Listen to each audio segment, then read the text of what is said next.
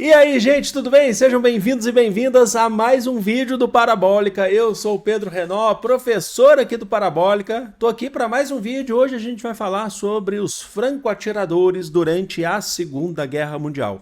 Isso mesmo, os famosos snipers, ou os atiradores de elite, como vocês quiserem chamar. Então já se inscreve no canal se ainda não for inscrito e curte esse vídeo para ajudar o canal a crescer. Tem conteúdo de história, de filosofia, de sociologia, geografia também, até o Enem aí para vocês. Então tem bastante conteúdo. Mozão aqui atrás, aqui já preparando a próxima aula de geografia para vocês. E é isso, lembrando que as referências a gente coloca aqui na descrição e os links das minhas redes sociais também na descrição ou no comentário fixado. Então vamos falar hoje sobre os franco-atiradores durante a Segunda Guerra Mundial. Bom, é o seguinte, os franco-atiradores ou os snipers, eles são geralmente soldados aí dos exércitos nacionais, são considerados em muitos casos soldados da elite dos exércitos nacionais, que atuavam, ou atuam, né, porque ainda existem, mas a gente vai falar lá atrás, de média a longa distância. Então eles utilizam os rifles, que foram evoluindo ao longo do tempo, a gente vai citar até alguns aqui para vocês, os chamados rifles de precisão, e calcula-se, a gente ainda não tem um passado tão exato sobre quando que começaram a existir de fato os franco-atiradores, em qual conflito, mas calcula-se que vem lá do início do século XIX, final do século XVIII, na verdade, início do século XIX, com as guerras napoleônicas, que os soldados do exército de Napoleão já se localizavam de forma mais escondida atrás das grandes infantarias, dos grandes frontes, para localizar alvos mais específicos e mais difíceis de serem acertados. Alguns vão falar que tem até um pouco antes, que na Guerra de Secessão, né, a Guerra Civil dos Estados Unidos já era possível, na Guerra Civil não, desculpe, na independência dos Estados Unidos já tinha alguns modelos assim, que a Guerra de Secessão vai ser depois. Mas lá no começo do século XIX a gente dá esse marco aqui como as guerras napoleônicas. Só que não utilizavam um rifle, na verdade, específico de precisão. Utilizavam os chamados mosquetes, que já eram comuns já por séculos, né? As espingardas ou as primeiras grandes armas, os chamados mosquetes, mas colocavam lá uma luneta no alto desse mosquete, na parte de cima desse mosquete, de forma bem simples, uma luneta bem simples para poder avistar alvos mais distantes. Ao longo do tempo, esses mosquetes foram sendo substituídos. Bom, no final do século XIX é possível já ver fabricação e uso de rifles específicos onde os mosquetes improvisados passam a ser abandonados. Então a gente está falando do Lee Enfield, que é de fabricação britânica, inclusive ele tem vídeo aqui no canal quando eu falo da Guerra dos Cipaios.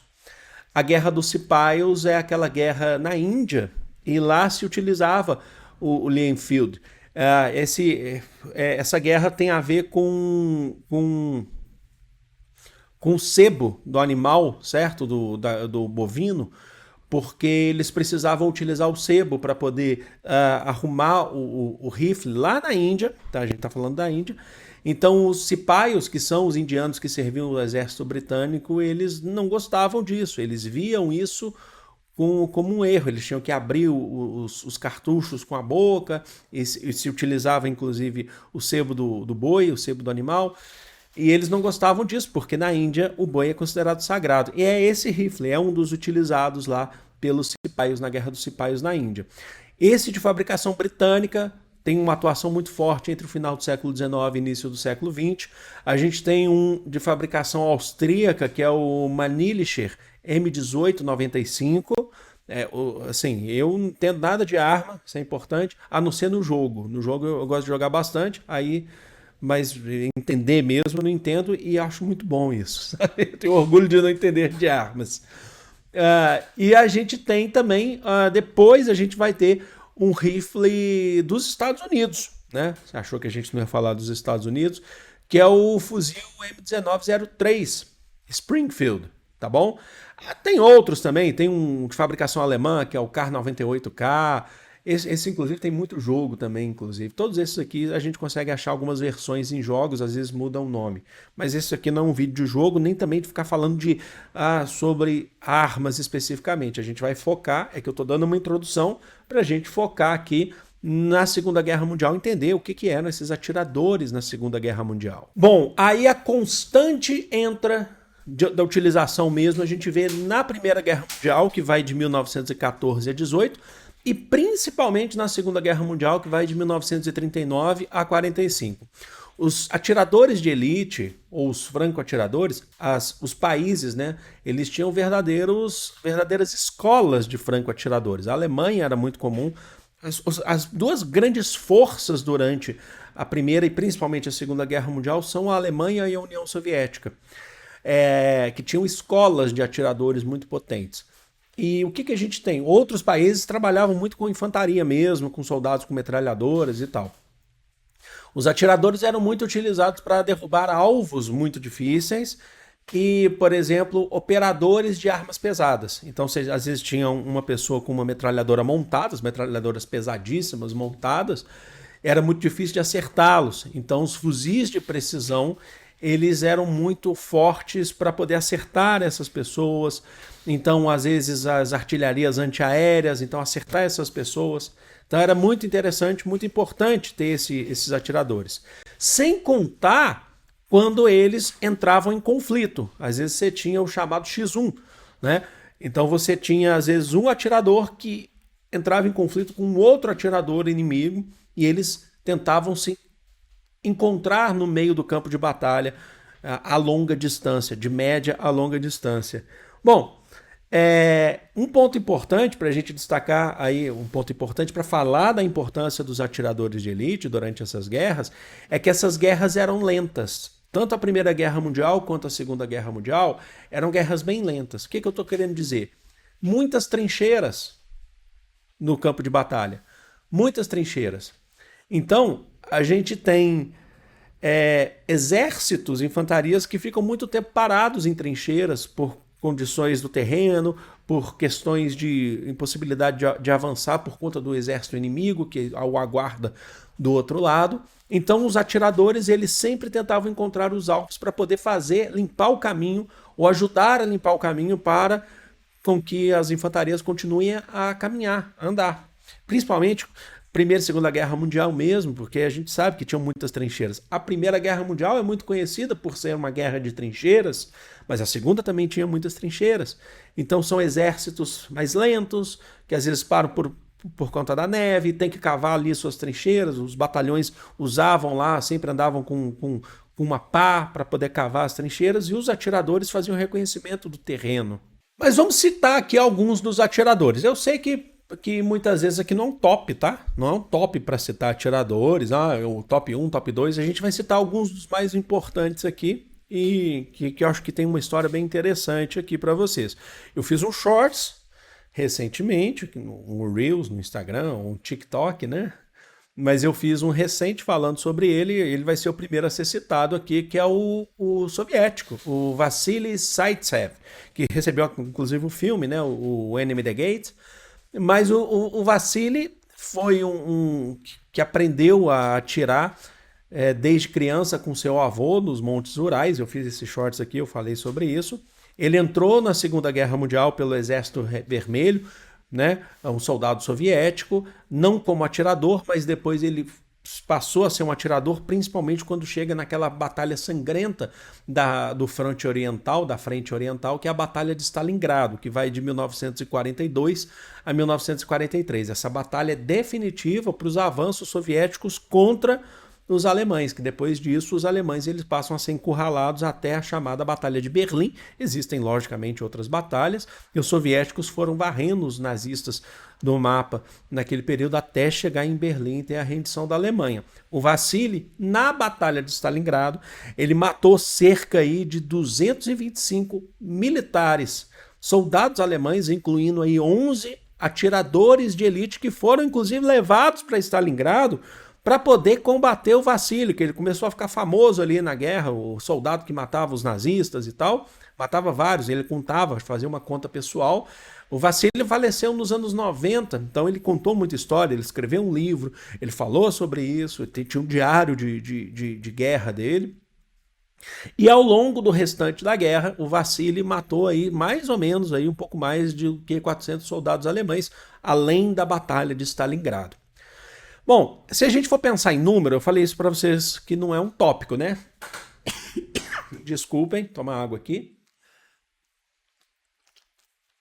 Não é um tópico, não é um top. Mas se a gente for olhar, o considerado aí o que mais matou durante a Segunda Guerra Mundial, pelo menos isso, porque tem muita gente que vai falar que esses dados eles não são tão precisos assim, mas logicamente que um dos mais famosos, aqui a gente não está julgando quem foi maior ou não, é um finlandês, que é o Simo Raja, ou Simo Raja, na verdade. A pronúncia pouco importa aqui nesse caso, tá? Porque, enfim. Ele era conhecido como Morte Branca. Por quê? Porque ele era um finlandês e ele atuava em situações que variavam entre menos 40 a menos 20 graus. Ou seja, no puro gelo, na neve. E ele era um soldado finlandês que atacava os soviéticos. A conta aí aponta que ele matou um pouco mais aí de 500 soldados soviéticos durante a invasão soviética na Finlândia, tá? Então ele é considerado talvez aí um maior dentro da Segunda Guerra Mundial, apesar da gente ter também outros que discutem os números, tá? Então a gente não vai entrar nessa questão. E por fim, aqui não é o fim ainda do vídeo, mas eu acho que é muito importante de citar, é a Lyudmila Pavlichenko. A Lyudmila Pavlichenko era uma atiradora de elite, franco-atiradora soviética, isso é interessante de se destacar, do Exército Vermelho. Era estudante de história, fez mestrado, inclusive, ela nasceu em Kiev, na Ucrânia. A Ucrânia fazia parte da União das Repúblicas Socialistas Soviéticas, era a segunda maior república socialista depois da Rússia, das mais importantes, de 24 anos de idade, e ela fez um forte treinamento, inclusive, passou por muitas questões, inclusive, há quem diga que ela passou, inclusive, fez treinamento junto com outras mulheres e com homens também, que passou por, inclusive, assédio por parte de homens, inclusive. Então a batalha era mais do que uma batalha para as mulheres atiradoras, era mais do que uma batalha, não era batalha só contra os nazistas. Às vezes você tinha uma batalha que era muito forte também dentro do seu próprio treinamento contra os outros homens que treinavam com você. E ela escolheu a frente oriental para poder batalhar, e aí calcula-se aí que ela matou aí um pouco mais de 300 oficiais, 300 nazistas. Há quem diga que ela chegou a matar mais de 500 no geral, que esse número pode passar mais de 400 para 500, tá bom? Bom, o Exército Vermelho, como eu falei para vocês, era uma grande escola. Você tinha uma grande escola de atiradores. Ele contava com mais de 2.000 atiradoras de elite. Mulheres, isso mesmo. A própria Lyudmila, como a gente falou aqui, que é a Pavlichenko. Tinha também uma outra que foi muito interessante, muito importante, mas faleceu durante a Segunda Guerra Mundial e viveu muito pouco.